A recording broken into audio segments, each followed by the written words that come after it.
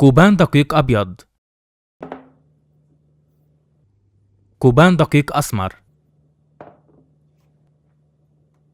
كوب جريش.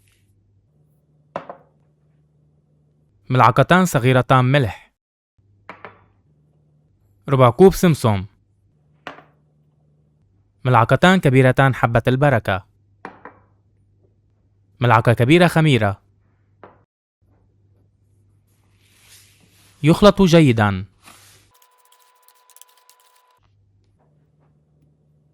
كوبان ماء دافئ. ربع كوب زيت. ملعقة كبيرة خل.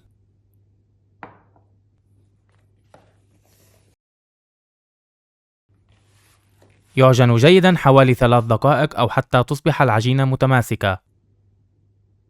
ملعقة كبيرة زيت.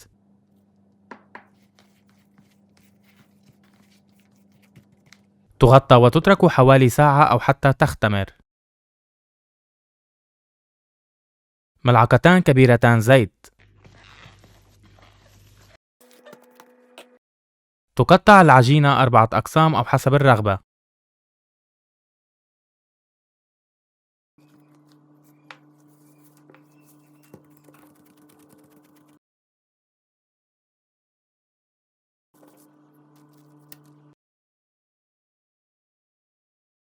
يدهن وجه القرص بالزيت وينقش حتى لا ينتفخ. توضع الصينية في فرن محمى مسبقا على حرارة 190 درجة على الرف الأوسط مدة 25 دقيقة أو حتى تتحمر من الأسفل. يشغل الفرن من الأعلى حوالي 10 دقائق أو حتى يتحمر وجه المشاطيح، ثم تخرج من الفرن وتقدم.